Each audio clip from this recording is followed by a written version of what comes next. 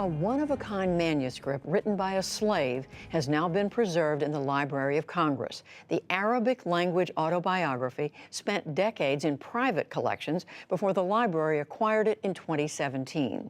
Now it has been digitized for the world to read.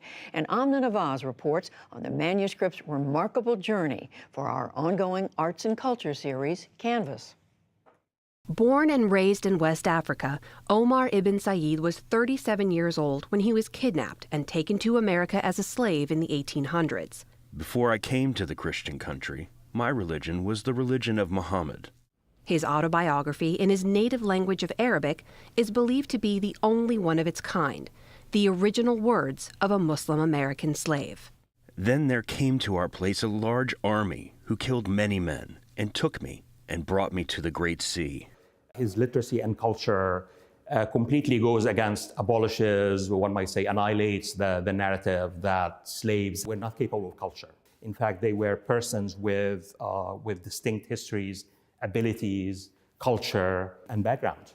Allah al-Rais has studied and translated the words of Omar ibn Said. They sold me into the hands of the Christians, who bound me and sent me on board a great ship, and we sailed upon the Great Sea a month and a half, when we came to a place called Charleston. He was wealthy and he was highly educated, because in his autobiography he speaks about spending 25 years studying.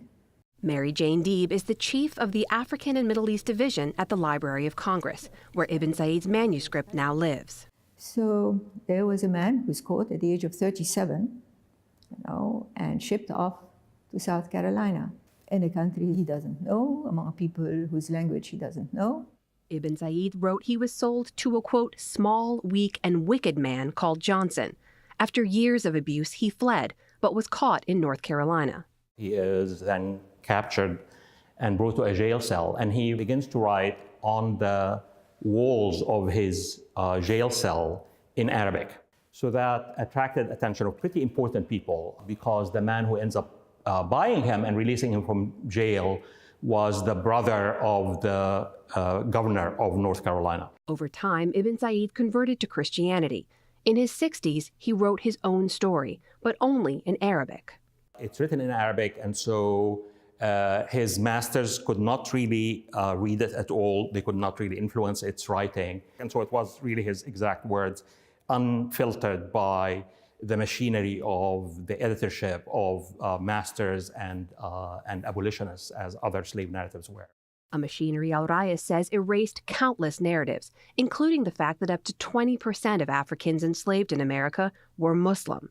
Ibn Said, in fact, chose to open his autobiography with a verse from the Quran. The crux of this Quranic chapter is that it's only God who has the possession and the ownership both of human beings and of things. And therefore, it seems to me a kind of a hidden text. What Omar is saying is that you guys have no right to own me here. It's a narrative that challenges the original concept of who the slaves were when they came here. That they didn't really have a system of belief. They were uncultured, they didn't have a written system. This is what he brings to the table and basically says that is who we really are. But before those pages written by Omar ibn Said could be shared with the rest of the world, conservators here at the Library of Congress worked for months behind the scenes to bring those pages back to life. We're trying to present the item as close to what it looked like at the time as possible. Sylvia Albro led the effort to rescue the nearly 200-year-old manuscript.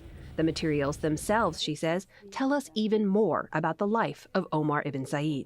It's actually surprising that the quality of paper for his manuscript is really pretty good. The fact that he had at his disposal good quality materials is an indication of the respect that he had as a figure, even as a slave.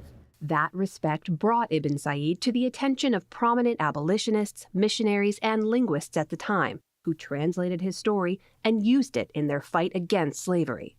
The entire manuscript is now available online for a new generation to read Ibn Said's words for themselves.